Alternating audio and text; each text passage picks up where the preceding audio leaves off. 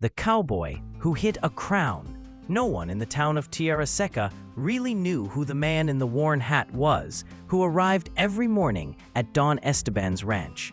They simply called him the Quiet One, because in 3 years working as a ranch hand, he had barely spoken more than 100 words in a row.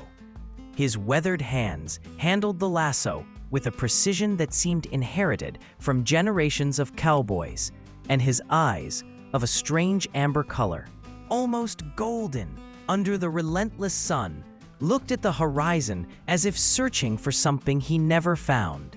His name was Rashid, although at the ranch, everyone knew him as Rash. He was close to 40 years old, with skin bronzed by the Mexican desert sun and a scar that crossed his left eyebrow, a reminder of a previous life that no one knew about. He lived in a small cabin on the edge of town with no possessions other than his horse, a magnificent Arabian specimen that clashed with the Creole horses of the region, his cowboy hat, and a small wooden box that he kept locked and that he never, ever opened in front of anyone. The other ranch hands respected him for his hard work and his skill with cattle, but they also kept their distance. There was something about him, a silent dignity, a way of walking upright even after 12 hours under the sun, that made them feel that this man didn't really belong in that place. Some whispered that he had fled from the law, others that he had lost his family in some tragedy, but no one dared to ask him directly.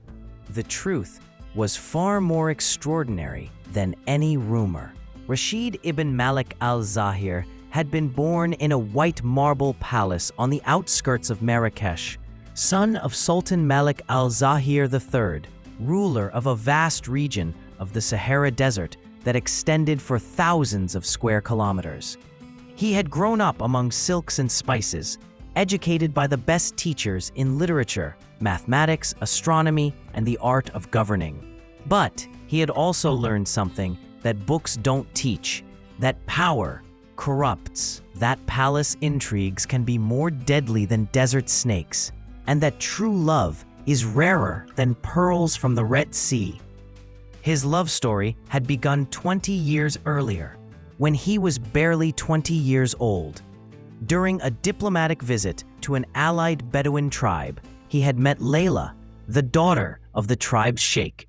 She wasn't like the women of the court, perfumed and adorned with jewels. Layla rode horses like the wind, knew every star in the night sky, and her black eyes shone with an intelligence and fierceness that had captivated him from the first moment.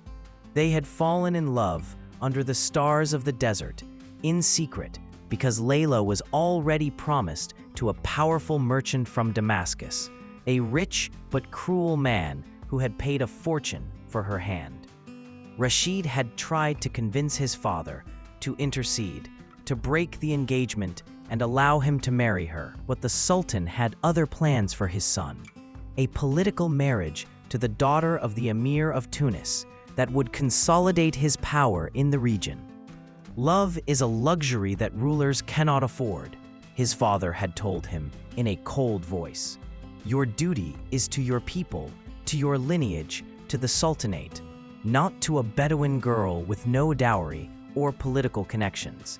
Desperate, Rashid had planned to run away with Layla. They had agreed to meet at a secret oasis 3 days' journey from the palace, and from there travel west to lands where no one knew them, where they could live as common people, free from the weight of crowns and expectations. But on the night of the escape, everything had gone terribly wrong.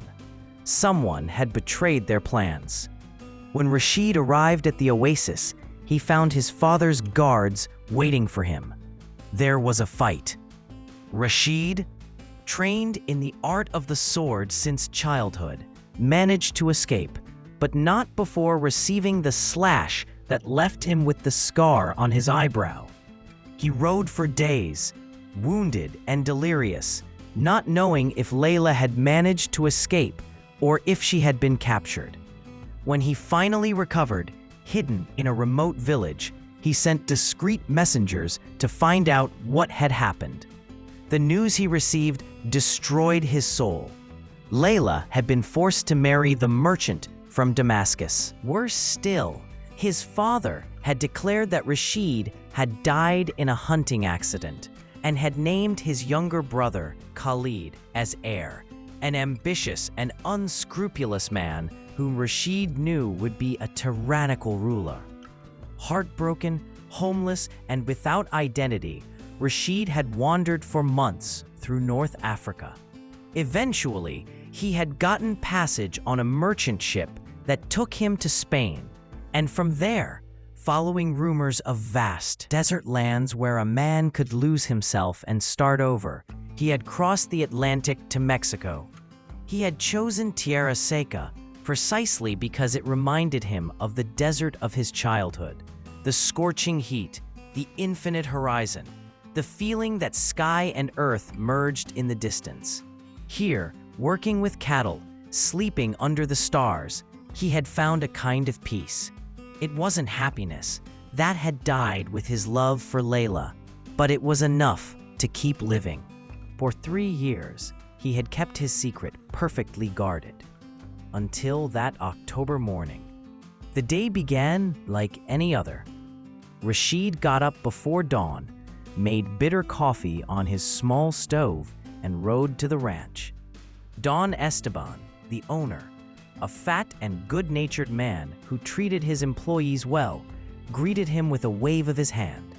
"Rash, today I need you to take the cattle to the north pasture, and then, if you have time, there are some visitors in town who want to buy horses. They say they're from far away, important people. Maybe you can help them choose." Rashid nodded silently, as always. He spent the morning herding cattle, enjoying the physical work that kept his mind busy.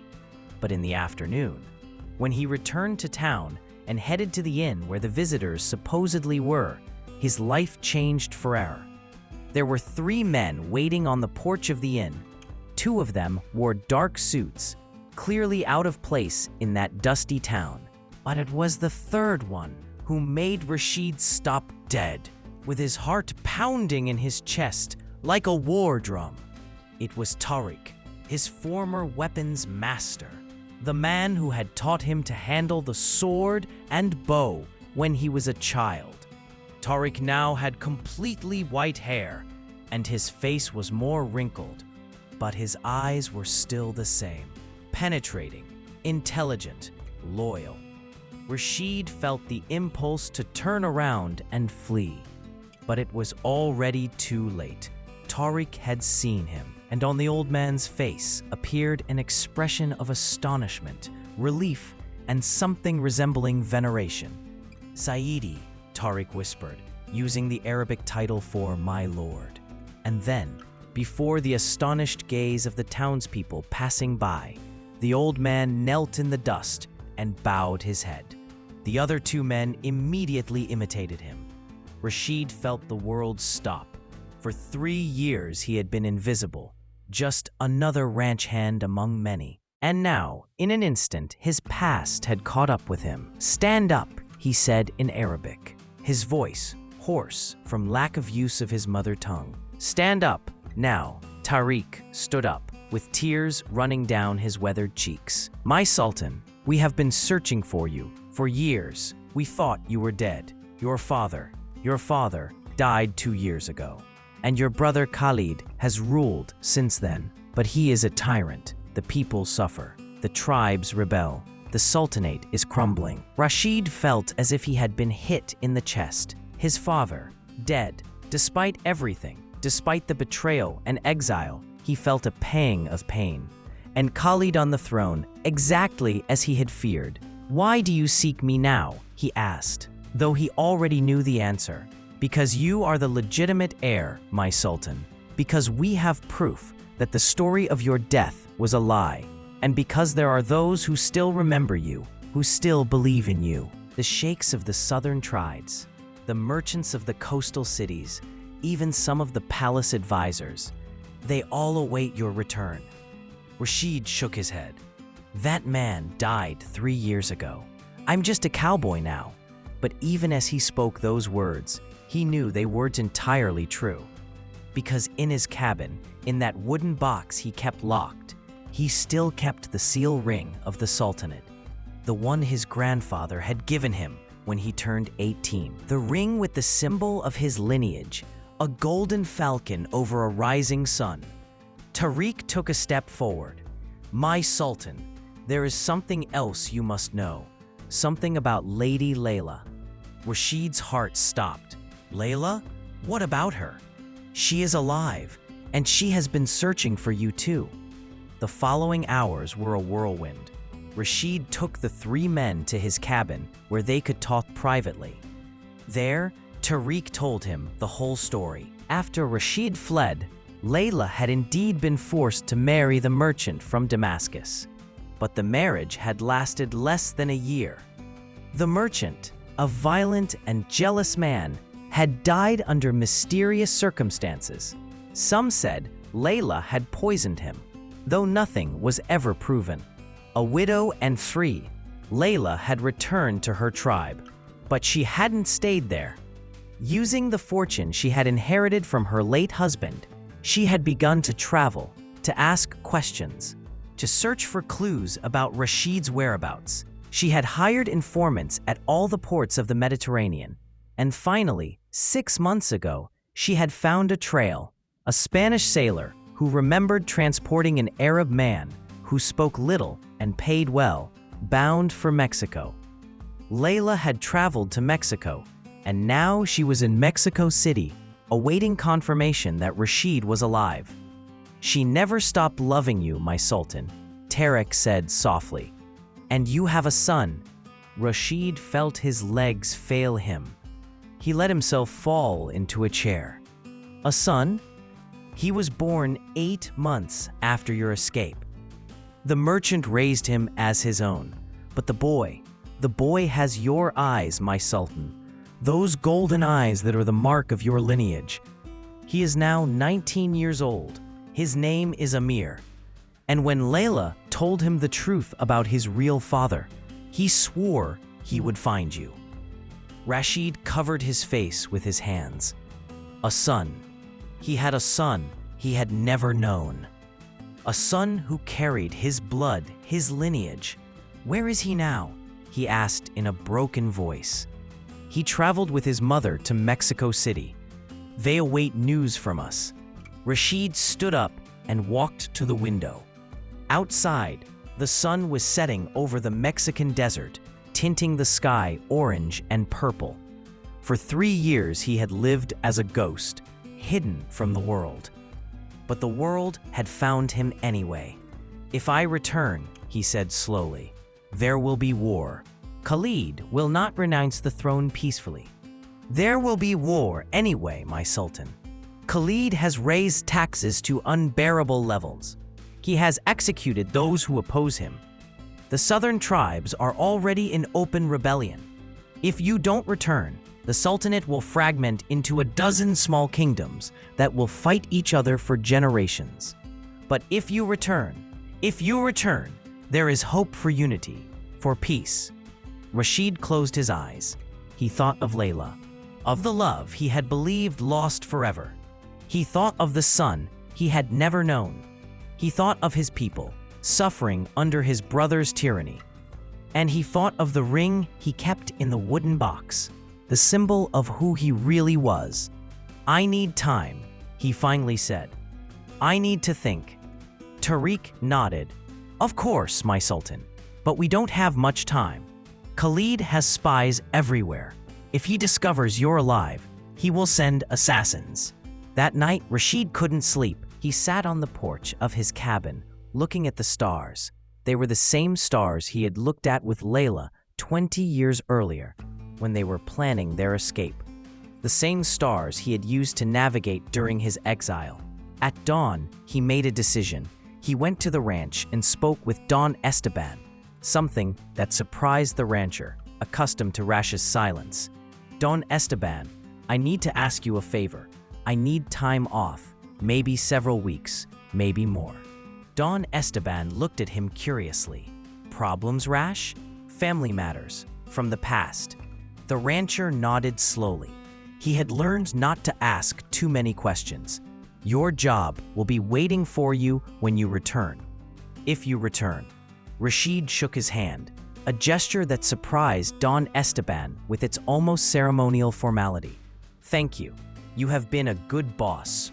Then he returned to his cabin, prepared a small suitcase, and for the first time in 3 years, opened the wooden box. Inside was the seal ring, shining with the same golden glow he remembered. He took it with trembling hands and put it on his finger. It fit perfectly, as if he had never taken it off. There were also other things in the box. A painted miniature of his mother, who died when he was 10 years old. A letter from his father, written shortly before the escape, where he explained why he couldn't allow the marriage to Layla, and a blue silk handkerchief that Layla had given him the last night they were together, embroidered with her initials in silver thread. Rashid put everything in his suitcase, along with his clothes and some provisions. Then he went out, mounted his Arabian horse, and together with Tariq and the other 2 men, began the long journey to Mexico City. The journey took 5 days. During that time, Tariq told him everything that had happened in the Sultanate during his absence. The stories were heartbreaking. Taxes that left families in misery, public executions of dissidents, rampant corruption among government officials. Khalid had turned the palace into a place of fear and oppression. But there were also stories of resistance. The sheikhs of the southern tribes had refused to pay the new taxes and had formed an alliance. The merchants of the coastal cities had begun to divert their trade routes, depriving the Sultanate of vital income. And in the palace itself, there was a group of loyal advisors who were waiting for the right moment to act. Everyone is waiting for a signal, my Sultan, Tariq said. A signal that the true heir has returned. When they finally arrived in Mexico City, Rashid felt his heart beating so hard that he thought it would jump out of his chest. Tariq guided them through the bustling streets to an elegant hotel in the center of the city. They are in the suite on the 3rd floor, Tariq said. Do you want me to accompany you? Rashid shook his head. This is something I must do alone. He climbed the stairs slowly, each step an effort of will. When he reached the door of the suite, he stopped, took a deep breath, and knocked. The door opened, and there she was. Layla had changed, of course. She was no longer the 20-year-old girl he remembered. She had lines around her eyes and some silver strands in her black hair. But her eyes were still the same, deep, intelligent, full of life. For a long moment, they simply looked at each other. 20 years of separation, of pain, of searching, contained in that gaze.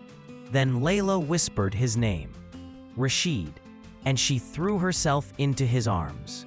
Rashid hugged her tightly, feeling the tears run down his face. She was crying too, clinging to him as if she feared he would disappear if she let go. I thought I would never see you again, Layla sobbed. I thought I had lost you forever. I'm here, Rashid murmured, kissing her hair, her forehead, her cheeks. I'm here, my love. I'm here. He didn't know how long they stood there, embraced in the doorway. It could have been minutes or hours. Time had stopped having meaning. Finally, Layla pulled back a little and looked into his eyes. There's someone who wants to meet you, she said in a trembling voice. She stepped aside, and Rashid saw a young man standing in the center of the room. Amir, his son. The resemblance was undeniable. He had the same height as Rashid, the same bone structure, but above all, he had the eyes, those golden eyes that were the unmistakable mark of the al-Zahir lineage. The young man took a step forward, and Rashid saw that he was trembling slightly. Then, with a fluid movement, he knelt. "Father," he said in a clear voice, "I have waited all my life to meet you." Rashid approached quickly and lifted his son. "Don't kneel before me," he said in a hoarse voice. "You are my son, my blood, my heir." Then he hugged him, and he felt that something inside him, something that had been broken for 20 years, began to heal. They spent 3 days in Mexico City, making up for lost time. Layla told him about the years of her forced marriage, about how she had survived the cruel merchant, about how she had raised Amir alone, always telling him stories about his real father. Amir, for his part, was intelligent and passionate. He had studied with the best teachers his mother's money could pay for. He spoke 5 languages, knew the history and politics of the Arab world, and had an innate sense of justice that reminded Rashid of himself when he was young. "I want to help you reclaim the throne," Amir said one night as they dined in the suite. "I want to fight by your side." Rashid looked at his son, feeling a mixture of pride and fear. "It will be dangerous. Khalid will not surrender without a fight. There will be blood." "I know," Amir responded firmly, "but it is my birthright too, and it is my duty to our people." Layla took Rashid's hand. "I'm going too," she said. "I've waited 20 years to be with you. I'm not going to let you go alone now." Rashid looked at them both, at the woman he loved and the son he barely knew, and felt a wave of emotion so strong it almost overwhelmed him. "Then we will go together," he finally said, "as a family." The return journey to the Sultanate was long and complicated. First, they had to travel to Veracruz, where Tariq had arranged passage on a merchant ship that would take them across the Atlantic. Then from Spain, another ship took them to Tangier, and from there, camel caravans transported them through the desert to the borders of the Sultanate. During the journey, Rashid began to plan. Tariq had brought him detailed maps and reports on the political situation. Khalid had control of the capital and the northern regions, but the south was in open rebellion. If Rashid could reach the southern tribes and unite them under his banner, he would have a chance. "The symbol will be crucial," Tariq said one night as they camped in the desert. "The people need to see the seal ring. They need to know that the true sultan has returned." Rashid nodded. He wore the ring on a chain around his neck, hidden under his clothes. But soon he would have to show it to the world. When they finally crossed the border of the Sultanate, Rashid felt a strange emotion.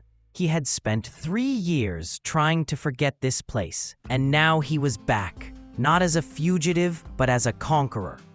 His first stop was the camp of Sheikh Hassan, leader of the largest of the southern tribes. Hassan had been a friend of his father, and Tariq had sent messengers ahead to prepare the meeting. When they arrived at the camp, they were received with caution. The tribe's warriors surrounded them, with their hands on the hilts of their swords. But then Rashid dismounted, took off the cowboy hat he still wore, and removed the chain from his neck. He raised the seal ring high so everyone could see it. The golden falcon over the rising sun shone under the desert light. "I am Rashid ibn Malik al-Zahir," he said in a clear and strong voice, "son of Sultan Malik al-Zahir III, legitimate heir to the Sultanate, and I have returned to reclaim what is mine." There was a moment of absolute silence. Then Sheikh Hassan came out of his tent. He was an old man now, with a completely white beard, but his eyes were still sharp. He approached Rashid slowly, studying his face. Then he looked at the ring, and finally, a smile spread across his weathered face. "I knew your grandfather," he said, "and your father, and I remember you. When you were a child and came with your father to visit our camp, you have your grandfather's eyes, and the ring does not lie." Then he knelt, and all the warriors of the tribe imitated him. "Welcome home, my sultan." The following weeks were a whirlwind of activity. Rashid traveled from tribe to tribe, showing the ring, telling his story, gathering support. Amir rode by his side, learning, observing, earning the respect of the warriors with his bravery and intelligence. Layla stayed at the main camp, but her presence was crucial. As the daughter of a respected sheikh, her support for Rashid legitimized his claim before the tribes. Soon, Rashid had an army of 5,000 men. It wasn't large compared to Khalid's forces, but they were desert warriors, tough and loyal, who knew the terrain like the back of their hand. Khalid, of course, learned of his brother's return. He sent emissaries demanding that Rashid surrender and recognize his authority. Rashid sent the emissaries back with a simple message: "The throne was stolen. I have returned to reclaim it. If Khalid wants to avoid bloodshed, let him abdicate now." Khalid's response was to send an army of 10,000 men south. The battle was fought in the Valley of the Palms, a place Rashid knew well from his childhood. He used his knowledge of the terrain to set an ambush, dividing Khalid's forces and attacking them from the flanks. Amir fought valiantly by his side, demonstrating that he had inherited not only his father's eyes, but also his courage. The battle lasted 3 days. In the end, Khalid's forces retreated, leaving hundreds of dead on the field. But Rashid did not pursue. He didn't want more blood than necessary. Instead, he sent another message to his brother. "Brother, this can end now. Abdicate, and I guarantee you a safe and comfortable exile. Continue fighting, and there will only be more death." But Khalid, blinded by pride and fear, refused. The war lasted 6 months. They were 6 months of battles, negotiations, political intrigues. Little by little, more and more regions of the Sultanate began to declare their support for Rashid. The merchants of the coastal cities, tired of Khalid's oppressive taxes, financed Rashid's army. The loyal advisors in the palace began to sabotage Khalid's efforts from within. And finally, on a full moon night, the palace guards, men who had served his father and who remembered Rashid when he was a child, opened the gates. Rashid entered the palace he had abandoned 20 years earlier. Everything was the same and different at the same time. The same marble hallways, the same fountains, the same gardens. But there was an atmosphere of fear and oppression that had never been there in his father's time. He found Khalid in the throne room, sitting on his father's throne, surrounded by his last loyal guards. The two brothers looked at each other across the hall.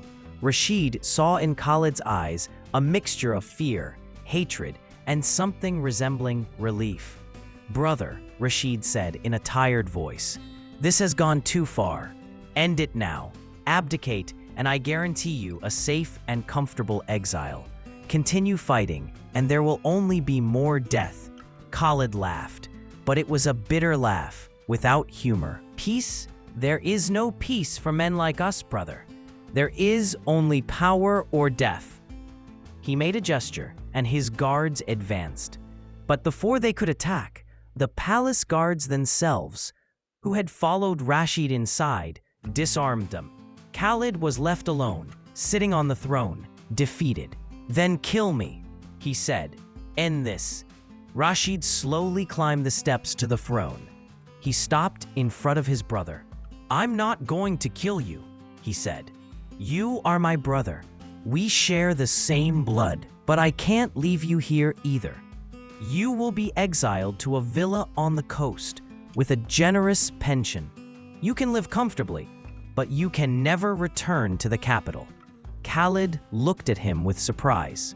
He had expected execution, not mercy. "Why?" he whispered. "Because I have seen enough death," Rashid replied. "And because our father, despite his flaws, taught us that a ruler must be just, not vengeful."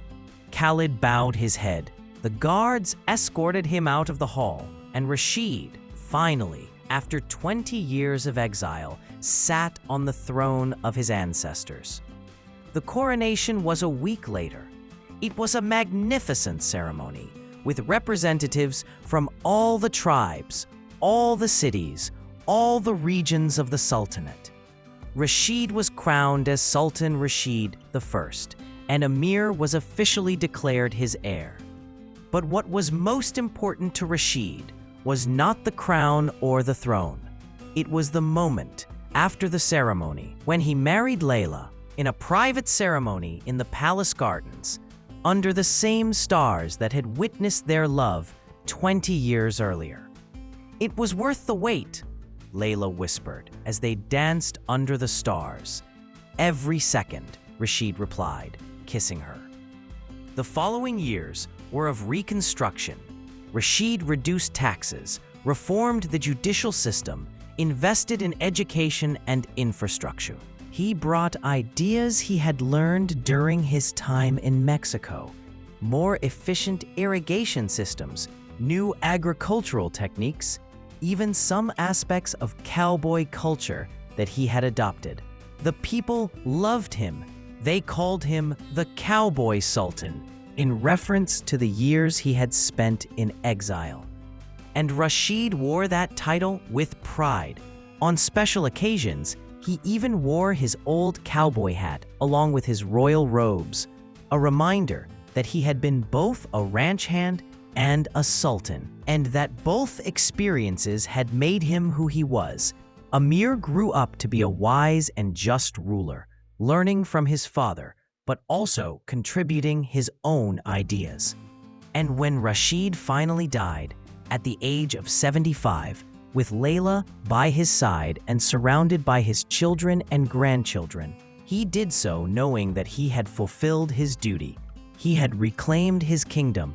He had brought peace and prosperity to his people, and he had lived a life full of love. On his tomb, next to the golden falcon of the Sultanate, they also engraved the silhouette of a cowboy hat, because Rashid ibn Malik al-Zahir had been many things: prince, exile, cowboy, warrior, sultan.